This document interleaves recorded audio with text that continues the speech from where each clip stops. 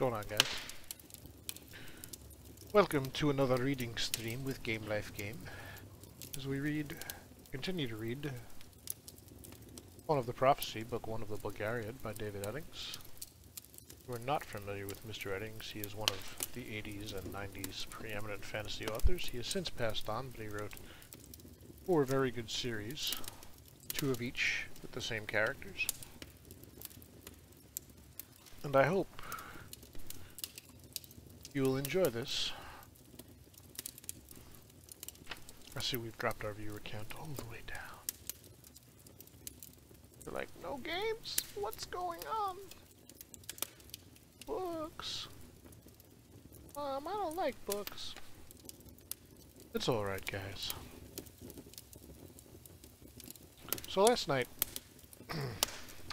we started chapter 6, where the old wolf and Aunt Poll and Dernick had led Garion away from Faldor's farm because of Brill and the Murgos. And, well, because of the Murgos, and then Brill had become a problem. And, just when they got to an area where there were campfires, Garion panicked and ran like hell because of a huge man, and the huge man chased him down, caught him, and brought him back to the campfire. And there is where we pick up. Somewhere ahead there was a light, a winking fire among the trees, and it seemed that he was being taken that way. He knew that he must think, he being Garion, if you don't remember from last night, or if you're new to the stream. He knew that he must devise some means of escape, but his mind, stunned by fright and exhaustion, refused to function. There were 3 wagons sitting in a rough half-circle around the fire. Dernick was there, and Wolf, and Aunt Poll, and with them a man so huge, Garion's mind simply refused to accept the possibility that he was real.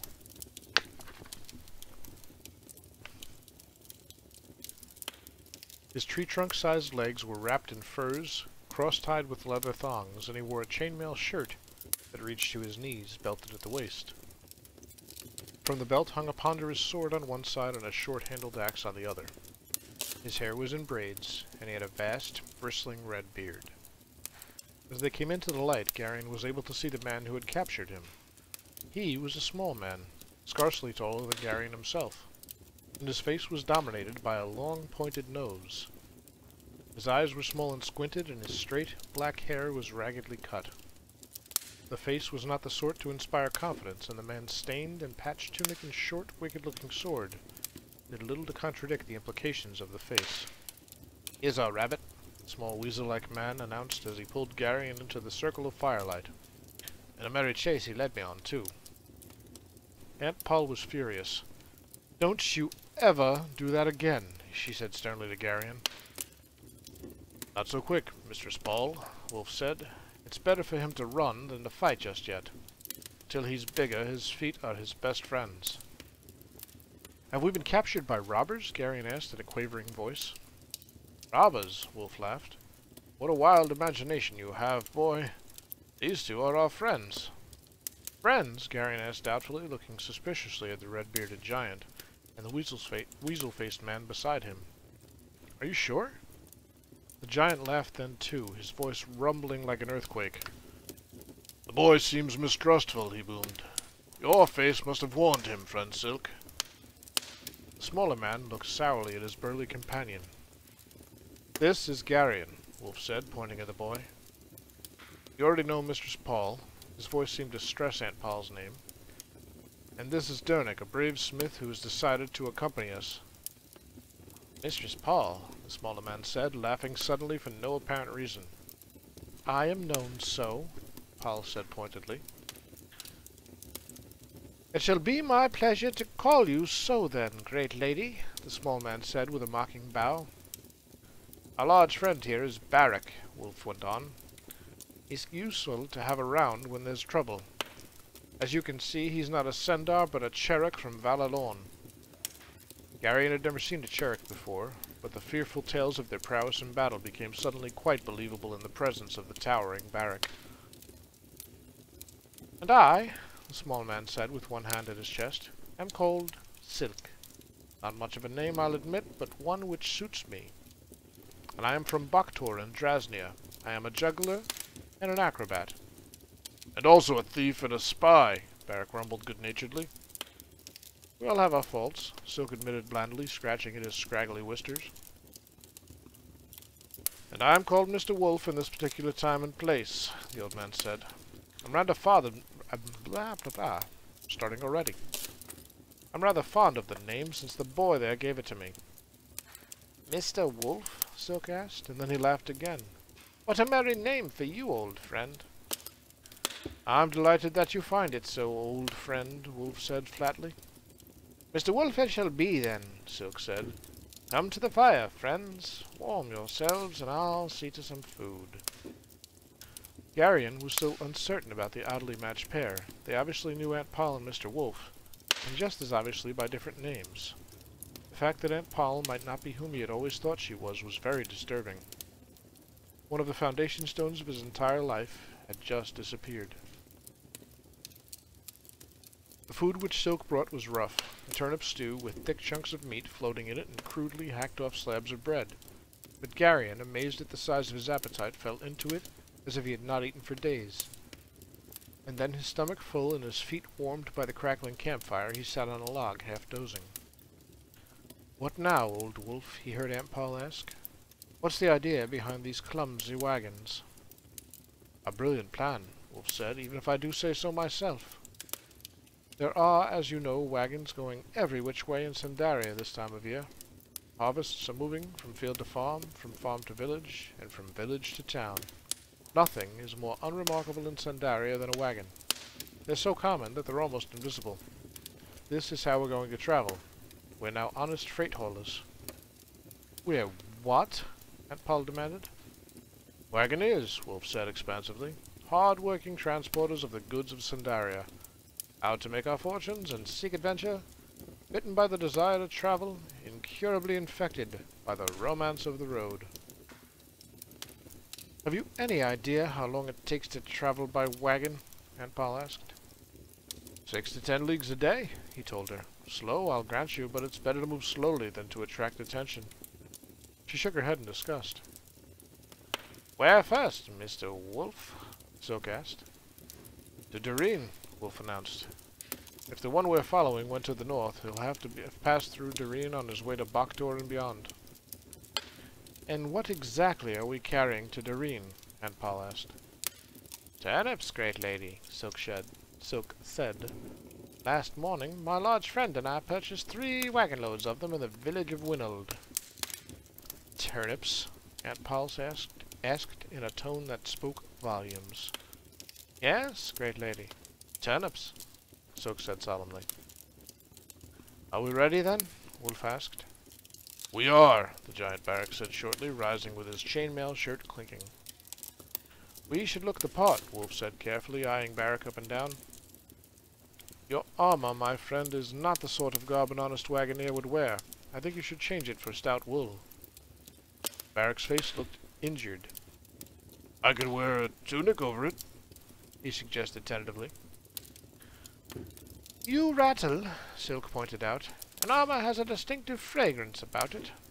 From the downward side, you smell like a rusty ironworks, Barak.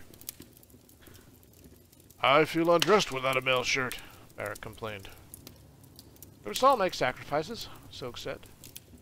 Grumbling, Barak went out to one of the wagons, jerked out a bundle of clothes, and began to pull off his mail shirt. His linen undertunic bore large reddish rust stains. I'd change tunics as well, Silk suggested. Your shirt smells as bad as the armor. Barak glowered at him. Anything else? He demanded. I hope for decency's sake you don't plan to strip me entirely. Silk laughed. Barak pulled off his tunic. His torso was enormous and covered with thick, red hair. You look like a rug, Silk observed. I can't help that, Barak said. Winters are cold in Cherik, and the hair helps me stay warm. He put on a fresh tunic. It's just as cold in Drasnia, Silk said. Are you absolutely sure your grandmother didn't dally with a bear during one of those long winters? Someday your mouth is going to get you into a great deal of trouble, friend Silk, Barak said ominously. Silk laughed again. I've been in trouble most of my life, friend Barak. I wonder why, Barak said ironically. I think All this could be discussed later, Wolf said pointedly. I'd rather like to be away from here before the week's out, if I can. Of course, old friend, Sook said, jumping up. Barrack and I can amuse each other later. 3 teams of sturdy horses were picketed nearby, and they all helped harness them to the wagons. I'll put out the fire, Sook said, fetching 2 pails of water from a small brook that trickled nearby. The fire hissed when the water struck it, and great clouds of steam boiled up toward the low-hanging trees. We'll lead the horses to the edge of the wood, Wolf said. I'd rather not pick my teeth on a low branch. The horses seemed almost eager to start, and moved without urging along a narrow track through the dark woods. They stopped at the edge of the open fields, and Wolf looked around carefully to see if anybody was in sight. I don't see anyone, he said. Let's get moving. Ride with me, good smith, Barrack said to Dernick. Conversation with an honest man is much preferable to a night spent enduring the insults of an over-clever Draznian. As you wish, friend, Dernick said politely. I'll lead, Sook said. I'm familiar with the back roads and lanes hereabout. I'll put us on the high road beyond Upper Gralt before noon. Barrack and Dernick can bring up the rear. I'm sure that between them, they can discourage anyone who might feel like following us. All right, Wolf said, climbing up onto the seat of the middle wagon. He reached down his hand and helped up Aunt Poll. Garion quickly climbed up onto the wagon bed behind them, a trifle nervous that someone might suggest that he ride with Sook. It was all very well for Mr. Wolf to say that the 2 they had just met were friends, but the fright he had suffered in the wood was still too fresh in his mind to make him quite comfortable with them. The sacks of musty-smelling turnips were lumpy, but Garion soon managed to push and shove a kind of half-reclining seat for himself among them, just behind Aunt Poll and Mr. Wolf. He was sheltered from the wind. Aunt Poll was close, and his cloak, spread over him, kept him warm. He was altogether comfortable, and, despite the excitement of the night's events, he soon drifted into a half-drowse. The dry voice in his mind suggested briefly that he had not behaved too well back in the wood, but it, too, soon fell silent, and Garion slept. It was the change of sound that woke him. The soft thud of the horses' hooves on the dirt road became a clatter as they came to the cobblestones of a small village, sleeping in the last chill hours of the autumn night. Garion opened his eyes and looked sleepily at the tall, narrow houses built with their tiny windows all dark. A dog barked briefly, then retreated back to his warm place under some stairs.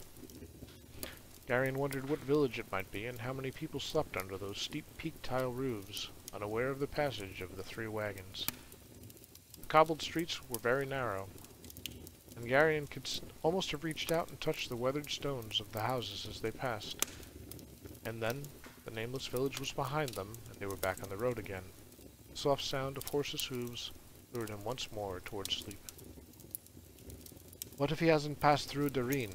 Aunt Poll asked Mr. Wolf, in a low tone. It occurred to Garion that in all the excitement he had never actually found out exactly what it was they were seeking. He kept his eyes closed and listened.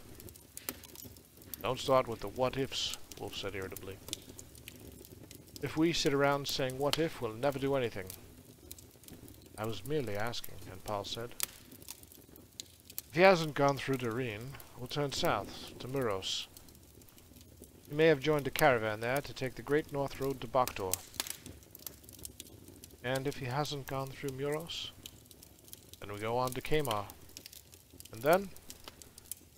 We'll see when we get to Kamar. His tone was final, as if he had no longer wished to discuss the matter.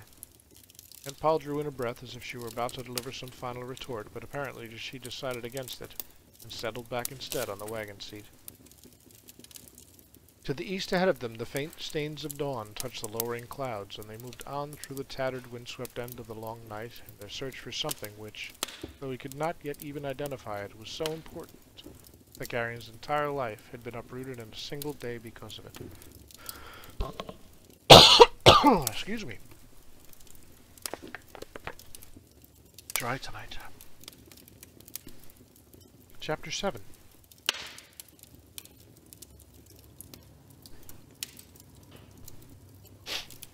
It took them 4 days to reach Dareen on the north coast. The first day went quite well, since, though it was cloudy and the wind kept blowing, the air was dry and the roads were good. They passed quiet farm stands, and an occasional farmer bent to his labor in the middle of a field. Inevitably, each man stopped his work to watch them pass. Some waved, but some didn't. And then there were villages, clusters of tall houses nestled in valleys. As they passed, the children came out and ran after the wagons, shouting with excitement. The villagers watched, idly curious, until it became obvious that the wagons were not going to stop, and then they sniffed and went back to their own concerns. As the afternoon of that first day lowered toward evening, Silk led them into a grove of trees at the roadside, and they made preparations for the night. They ate the last of the ham and cheese Wolf had filched from Faldor's pantry, and then spread their blankets on the ground beneath the wagons. The ground was hard and cold, but the exciting sense of being on some great adventure helped Garion to endure the discomfort. The next morning, however, it began to rain. It was a fine misty rain at first, scattering before the wind, but as the morning wore on, it settled into a steady drizzle.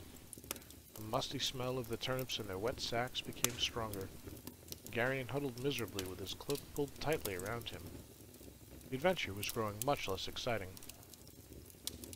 The road became muddy and slick, and the horses struggled their way up each hill and had to be rested often. On the first day they had covered 8 leagues. After that they were lucky to make 5. And Pal became waspish and short-tempered. "This is idiocy," she said to Mr. Wolf, about noon on the 3rd day. "Everything is idiocy if you choose to look at it in the proper light," he replied philosophically. "Why wagoneers?" she demanded. "There are far faster ways to travel. A wealthy family and proper carriage, for instance, or imperial messengers on good horses. Either would have put us into Reen by now. And left a trail in the memories of all those simple people we've passed so wide that even a Thule could follow it," Wolf explained patiently. "Brill has long since reported our departure to his employers. Every Murgo in Sandaria is looking for us by now." "Why are we hiding from the Murgos, Mr. Wolf?" Garion asked, hesitant to interrupt, but impelled by curiosity to try to penetrate the mystery behind their flight. "Aren't they just merchants, like the Talnedrins and the Drasnians?" "The Murgos have no real interest in trade," Wolf explained. "Nadraks are merchants, but the Murgos are warriors. The Murgos pose as merchants for the same reason that we pose as wagoneers, so that they can move about more or less undetected. If you simply assume that all Murgos are spies, you wouldn't be too far from the truth." "Haven't you anything better to do than ask all these questions?" Aunt Paul asked. "Not really," Garion said, and then instantly knew that he'd made a mistake. "Good," she said. "In the back of Barrack's wagon you'll find the dirty dishes from the morning's meal. You'll also find a bucket.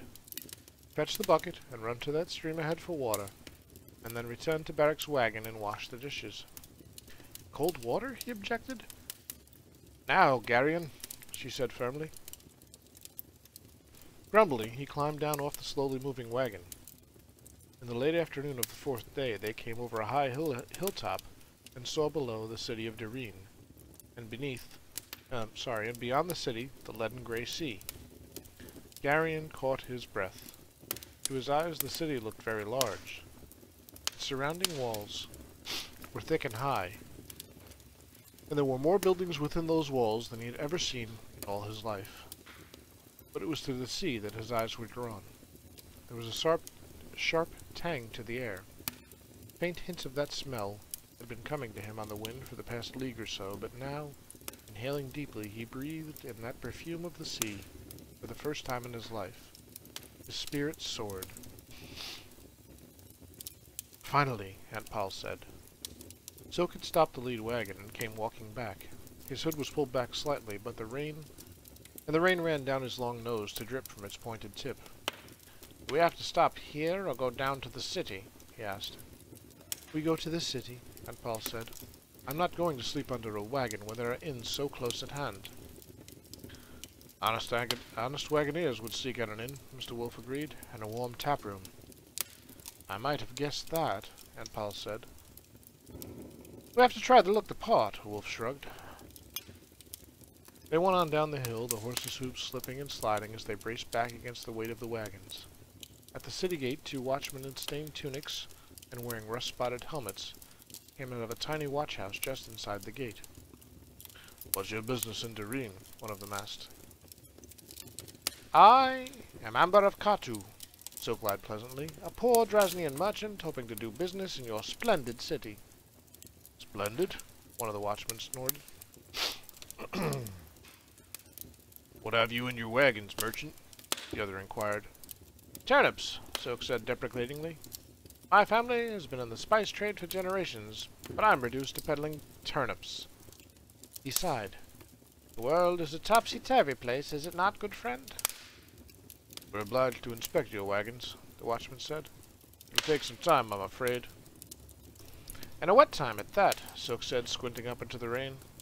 It'll be much more pleasant to devote that time to wetting one inside some friendly tavern. That's difficult when one doesn't have much money, the watchman suggested hopefully. I'd be much more pleased if you'd accept some small token of friendship from me to aid you in your wetting, Soak offered. You're most kind, the watchman replied with a slight bow. Some coins changed hands and the wagons moved into the city uninspected. From the hilltop, Doreen had looked quite splendid, but Garion found it much less so as they clattered through the wet streets.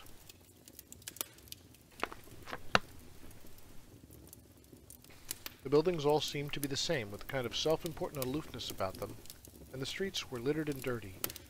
The salt tang of the sea was tainted here with the smell of dead fish, and the faces of the people hurrying along were grim and unfriendly. Garion's first excitement began to fade. Why are all the people so unhappy? He asked Mr. Wolf. They have a stern and demanding god, Wolf replied. Which god is that? Garion asked. Money, Wolf said. Money is a worse god than Torak himself. Don't fill the boy's head with nonsense, Paul said. People aren't really unhappy, Garion. They're just all in a hurry. They have important affairs to attend to, and they're afraid they'll be late, that's all. I don't think I'd like to live here, Garion said. It seems like a bleak, unfriendly kind of place. He sighed. Sometimes I wish we were all back at Faldor's farm. There are worse places than Faldor's, Wolf agreed. The inn Soak chose for them was near the docks, and the smell of the sea and the rank detritus of the meeting of sea and land was strong there. The inn, however, was a stout building with stables attached, and storage sheds for the wagons. Like most inns, the main floor was given over to the kitchen, and a large common room with its rows of tables and large fireplaces. The upper floors provided sleeping chambers for the guests. It's a suitable place, Soak announced, as he came back out to the wagons after speaking at some length with the innkeeper. The kitchen seems clean, and I saw no bugs when I expected the sleeping chambers. Not sure what just happened to his voice, but oh well. I will inspect it, Paul said, climbing down from the wagon. As you wish, great lady, Soak said with a polite bow. And Paul's inspection took much longer than Soak's, and it was nearly dark when she returned to the courtyard. Adequate, she sniffed, but only barely. It's not as if we planned to settle in for the winter, Paul, Wolf said. At most, we've only been here a few days. We'll only be here a few days. I like translating into the past tense, just for fun. She ignored that. I've ordered hot water sent up to our chambers, she announced. I'll take the boy up and wash him, while you and the others see to the wagons and the horses. Come along, Garion. And she turned and went back into the inn.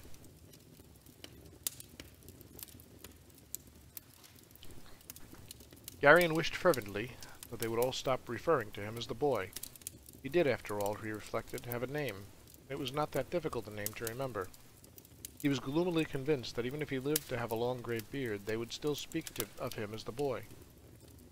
After the horses and wagons had been attended to, and they had all washed up, they went down again to the common room and dined. The meal certainly didn't match up to Aunt Pol's, but it was a welcome change from turnips. Garion was absolutely certain he'd never be able to look a turnip in the face again for the rest of his life. After they had eaten, the men loitered over their ale pots, and Aunt Pol's face registered her disapproval. Garion and I are going up to bed now, she said to them. Try not to fall down too many times when you come up. Wolf, Barrack, and Soak laughed at that, but Dernick, Garion thought, looked a bit shamefaced. The next day Mr. Wolf and Soak left the inn early and were gone all day. Garion had positioned himself in a strategic place in hopes that he might be noticed and asked to go along. But he was not. So when Dernick went down to look after the horses, he accompanied him instead. Dernick, he said, after they had fed and watered the animals and the smith was examining their hooves for cuts or stone bruises, "Does all this seem strange to you?" Dernick carefully lowered the leg of the patient horse he was checking. "All what, Garyon?" he asked, his plain face sober. "Everything," Garyon said rather vaguely. "This journey, Barrack and Silk, Mr. Wolf and Aunt Poll, all of it. They all talk sometimes when they don't think I can hear them. This all seems terribly important. But I can't tell if we're running away from someone or looking for something." "It's confusing to me as well, Garyon," Dernick admitted. "Many things aren't what they seem, not what they seem at all." "Does Aunt Poll seem different to you?" Garyon asked. "What I mean is, they all treat her as if she were a noblewoman or something, and she acts differently too now that we're away from Faldor's farm."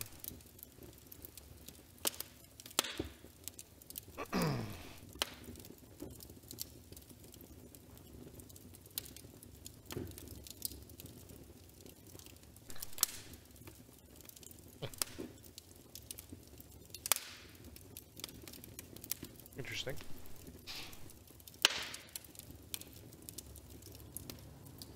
"Mistress Poll is a great lady," Dernick said. "I've always known that." His voice had that same respectful tone it always had when he spoke of her, and Garyon knew that it was useless to try to make Dernick perceive anything unusual about her. "And Mr. Wolf," Garyon said, trying another tack. "I always thought he was just an old storyteller." "He doesn't seem to be an ordinary vagabond," Dernick admitted. "I think we've fallen in with important people, Garyon. An important business. It's probably better for simple folks such as you and I not to ask too many questions, to keep our eyes and ears open." "Will you be going back to Faldor's farm when this is all over?" Garyon asked carefully. Dernick considered that, looking out across the rain-swept courtyard of the inn. "No," he said finally in a soft voice. "I'll follow, as long as Mistress Poll allows me to." "Likewise, Vane."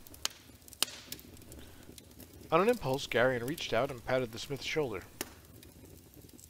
"Everything's going to turn out for the best, Dernick." Dernick sighed. "Let's hope so," he said, and turned his attention back to the horses. "Dernick," Garyon asked, "did you know my parents?" "No," Dernick said. "The first time I saw you, you were a baby in Mistress Poll's arms." "What was she like then?" "She seemed angry," Dernick said, "and I don't think I've ever seen anyone quite so angry. He talked with Faldor for a while, and then went to work in the kitchen. You know Faldor, he never turned anyone away in his whole life. At first he was just a helper, but that didn't last too long. Our old cook was getting fat and lazy, and she finally went off to live with the youngest daughter. After that, Mistress Poll ran the kitchen." "She was a lot younger then, wasn't she?" Garyon asked. "No," Dernick said thoughtfully. "Mistress Poll never changes. She looks exactly the same now as she did that first day." "I'm sure it only seems that way," Garyon said. "Everybody gets older." "Nope, not Mistress Poll," Dernick said. That evening, Wolf and his sharp-nosed friend returned, their faces somber. "Nothing," Wolf announced shortly, scratching at his snowy beard.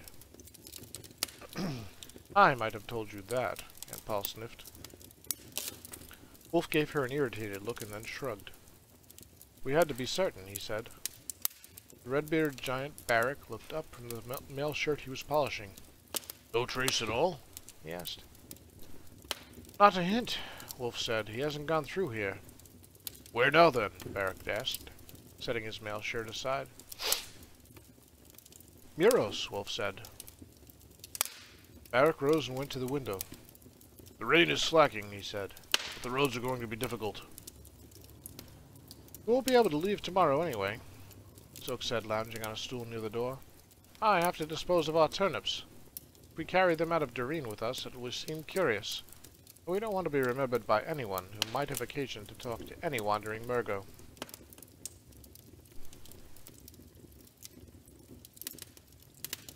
"You're talking about delving. Oh, okay."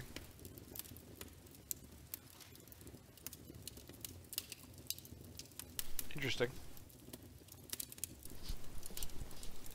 I'm thinking about expanding on it, but it's going to take a little bit of work. I might have time tomorrow. More likely Sunday, though." for the next section.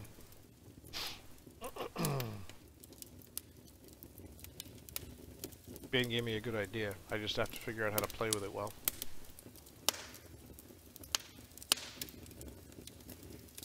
I suppose you're right, Wolf said. I hate to lose the time, but there's no help for it.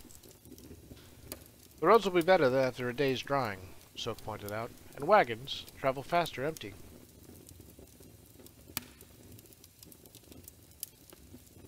Excuse me. I'm not sure why I'm congested. Are you sure that you can sell them, friend Silk? Durnick asked. I am a Drasnian, Silk replied confidently. I can sell anything. We might even make a good profit. Don't worry about that, Wolf said. The turnips have served their purpose. All we need to do now is get rid of them. It's a matter of principle, Silk said airily.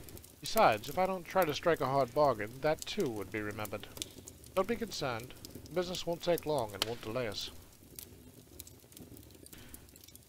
Could I go along with you, Silk? Garion asked hopefully. I haven't seen any part of Doreen except the inn. Silk looked inquiringly at Aunt Poll. She considered for a moment. I don't suppose it would do any harm, she said, and it'll give me time to attend to some things. The next morning after breakfast, Silk and Garion set out with Garion carrying a small bag of turnips. The small man seemed to be in extraordinarily good spirits, and his long pointed nose seemed almost to quiver. The whole point, he said as they walked along the littered cobblestone streets, is not to appear too eager to sell, and to know the market, of course. That sounds reasonable, Garion said politely. Yesterday I made a few inquiries, Silk went on. Turnips are selling on the docks of Kotu and Drasnia for a Drasnian silver link per hundredweight. A what? Garion asked. It's a Drasnian coin, Silk explained, about the same as a silver imperial. Not quite, but close enough. The merchant will try to buy our turnips for no more than a quarter of that, but he'll go as high as half. How do you know that? It's customary. How many turnips do we have? Garion asked, stepping around a pile of refuse in the street. We have 30 hundredweight, Silk said. That would be... Garion's face contorted in an effort to make complex calculation in his head. 15 imperials, Silk supplied, or 3 gold crowns. Gold? Garion asked, because gold coins were so rare in country dealings. The word seemed to have an almost magic quality. Silk nodded. It's always preferable, he said. It's easy to carry. The weight of the silver becomes burdensome. And how much do we pay for the turnips? 5 imperials. The farmer gets 5, we get 15, and the merchant gets 30? Garion asked incredibly. That hardly seems fair. Silk shrugged. It's the way things are, he said. There's the merchant house. He pointed at a rather imposing building with broad steps. When we go in, he'll pretend to be very busy and not at all interested in us. Later, when he and I are bargaining, he'll notice you and tell you what a splendid boy you are. Me? He'll think you're some relation of mine, a son or a nephew perhaps, and he'll think to gain advantage over me by flattering you. What a strange notion, Garion said. I'll tell him many things, Silk went on, talking very rapidly now. His eyes seemed to glitter, and his nose was actually twitching. Pay no attention to what I say, and don't let any surprise show on your face. They'll be watching us both very closely. You going to lie? Garion was shocked. It's expected, Silk said. The merchant will also lie. But one of us who lies the best will get the better of the bargain. It all seems terribly involved, Garion said. It's a game, Silk said, his ferret-like face breaking into a grin. A very exciting game, and it's played all over the world. Good players get rich, and bad players don't. Are you a good player? Garion asked. One of the best, Silk replied modestly. Let's go in. And he led Garion up the broad steps into the merchant's house. The merchant wore an unbelted fur-trimmed gown of a pale green color and close-fitting cap. He behaved much as Silk had predicted that he would, sitting before the plain table and leafing through many scraps of parchment, with a busy frown on his face while Silk and Garion waited for him to notice them. Very well, then, he said finally. You have business with me? We have some turnips, Silk said, somewhat deprecatingly. That's truly unfortunate, friend, the merchant said, assuming a long face. The wharves at Kotu groan with turnips just now. It would hardly pay me to take them off your hands at any price.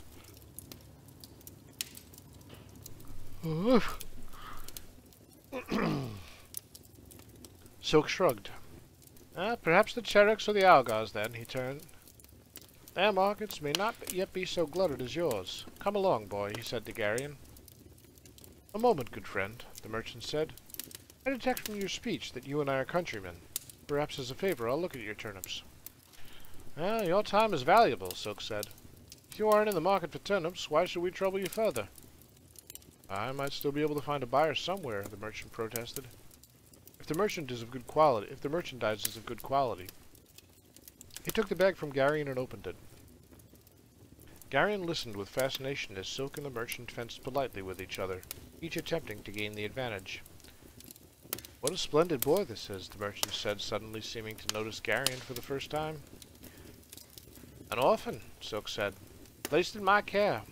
I'm attempting to teach him the rudiments of business, but he's slow to learn. Ah, the merchant said, sounding slightly disappointed. Then Silk made a curious gesture with his fingers of his right hand. God damn it. The merchant's eyes widened slightly, then he too gestured. After that, Garion had no idea what was going on. The hands of Silk and the merchant wove intricate designs in the air, sometimes flickering so rapidly that the eye could scarce follow them. Silk's long, slender fingers seemed to dance, and the merchant's eyes were fixed upon them, his forehead breaking into a sweat at the intensity of his concentration. Done, then? Silk said finally, breaking the long silence in the room. Done, the merchant agreed, somewhat ruefully. It's always a pleasure doing business with an honest man, Silk said. I've learned much today, the merchant said. I hope you don't intend to remain in this business for long, friend. If you do, I might just as well give you the keys to my warehouse and strong room right now, and save myself the anguish I'll experience every time you appear. Silk laughed. You've been a worthy opponent, friend merchant, he said. I thought so at first, the merchant said, shaking his head. But I'm no match for you. Deliver your turnips to my warehouse on Beddock Wharf tomorrow morning. He scratched a few lines on a piece of parchment with a quill. My overseer will pay you. Silk bowed and took the parchment. Come along, boy, he said to Garion, and led the way from the room. What happened? Garion asked when they were outside in a blustery street. We got the price I wanted, Silk said, somewhat smugly. But you didn't say anything, Garion objected. Oh, we spoke at great length, Garion. Weren't you watching? All I saw was the two of you wiggling your fingers at each other. That's how we spoke, Silk explained. It's a separate language my countrymen devised thousands of years ago. It's called the secret language, and it's much faster than the spoken one. Wow, I can't read. It also permits us to speak in the presence of strangers without being overheard. An adept can conduct business while discussing the weather if he chooses. Will you teach it to me? Garion asked, fascinated. Takes a long time to learn, Silk told him. Isn't the trip to Muros likely to take a long time? Garion suggested. Silk shrugged. As you wish, he said. It won't be easy, but it will help to pass the time, I suppose. Are we going back to the inn now? Garion asked. Not right away, Silk said. We'll need a cargo to explain our entry into Muros. I thought we were going to leave with wagons empty. We are. But you just said... We'll see a merchant I know, Silk explained. He buys farm goods all over Sundaria, and then has them held on the farms until the markets are right in Arendia and Talnedra. Then he arranges to have them freighted either to Muros or Kamar. It sounds very complicated, Garion said doubtfully. It's not really, Silk assured him. Come along, my boy, you'll see. The merchant was a Talnedran who wore a flowing blue robe and a disdainful expression on his face. He was talking with a grim-faced Murgo as Silk and Garion entered his counting room. The Murgo, like all of his race Garion had ever seen, had deep scars on his face, and his black eyes were penetrating. Silk touched Garion's shoulder with a cautionary hand when they entered and saw the Murgo. Then he stepped forward. Forgive me, noble merchant, he said it ingratiatingly. I didn't know you were occupied. My porter and I will wait outside until you have time for us. My friend and I will be busy for most of the day, the town urchin said. Is it something important? Oh, I don't know what's going on. Reminds you of Bazzini? Yeah, a little bit. Very much, actually. More honest, perhaps.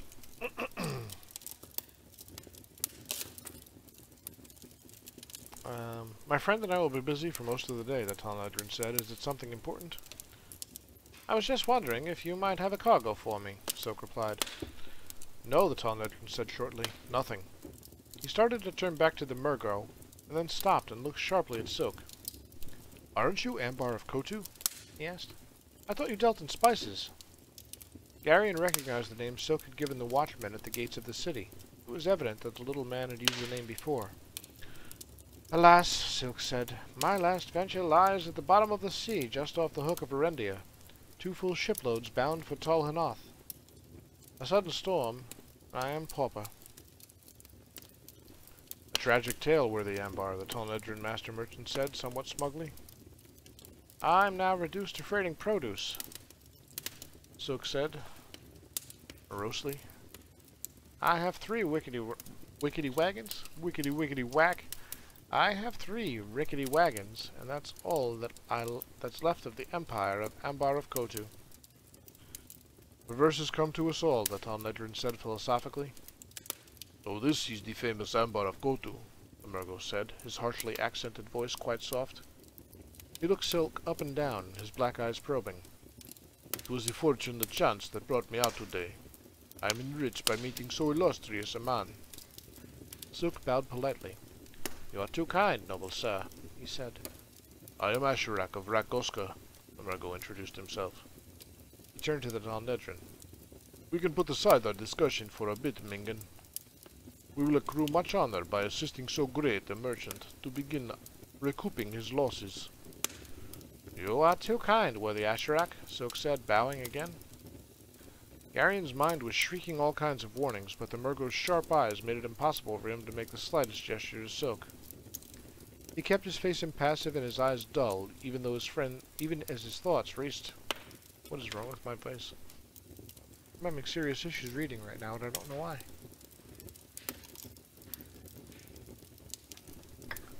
Fatigue, I suppose. He kept his face impassive and his eyes dull, even as his thoughts raced. I would gladly help you, my friend, Mingan said, but I have no cargo in Doreen at the moment. I'm already committed from Doreen to Medelia, Silk said quickly. 3 wagon loads of Cherik iron. I also have a contract to move furs from Muros to Kamar. It's the 50 leagues from Medelia to Muros that concerns me. Wagons traveling empty earn no profit. Medelia, Mingan frowned. Let me examine my records. It seems to me that I do have something there. He stepped out of the room. That's true, there was a lot of reading in The Witcher, too. I just feel thick and congested for some reason. Like my sinuses are really stopped up. I guess it's the, we have some weird weather in New Jersey right now for this time of year. Very moist. Your exploits are legendary in the kingdoms of the East Ambar, Asherak of Rakgaskas said admiringly. When last I left Cathol Murgos, there was still a kingly price on your head. Silk laughed easily. Minor misunderstanding, Asherak, he said. I was merely investigating the extent of Talnedrin intelligence-gathering activities in your kingdom. I took some chances I probably shouldn't have, and the Talnedrins found out what I was up to. The charges they leveled at me were fabrications. How did you manage to escape? Asherak asked. The soldiers of King Tor Urgus nearly dismantled the kingdom searching for you. I chanced to meet a Thulish lady of high station, Silk said. I managed to prevail upon her to smuggle me across the border into Mishrak Akthol. Ah, Asherak said, smiling briefly. Thulish ladies are notoriously easy to prevail upon. But most demanding, Silk said. They expect full repayment for any favors. I found it more difficult to escape from her than I did from Cathol Murgos. Do you still perform such services for your government? Asherak asked casually. They won't even talk to me, Soak said with gloomy expression. Ambar the spice merchant is useful to them, but Ambar the poor wagoner is quite another thing. Of course, Asherak said, and his tone indicated that he obviously did not believe what he had been told. He glanced briefly and without seeming interest at Garion, and Garion felt a strange shock of recognition. Without knowing exactly how it was that he knew, he was instantly sure that Asherak of Rakgoska had known him for all of his life. There was a familiarity in that glance. This is ridiculous. A familiarity that had grown out of the dozen times or more that their eyes had met, while Garion was growing up, and Asherak, muffled always in a black cloak and astride a black horse, had stopped and watched, and then moved on. Garion returned the gaze without expression, and the faintest hint of a smile flickered across Asherak's scarred face. Mingan returned to the room then. I have some hams on a farm near Medalia, he announced. When do you expect to arrive in Muros? 15 or 20 days, Soak told him. Mingan nodded. I'll give you a contract to move my hams to Muros, he offered. 7 silver nobles per wagon load.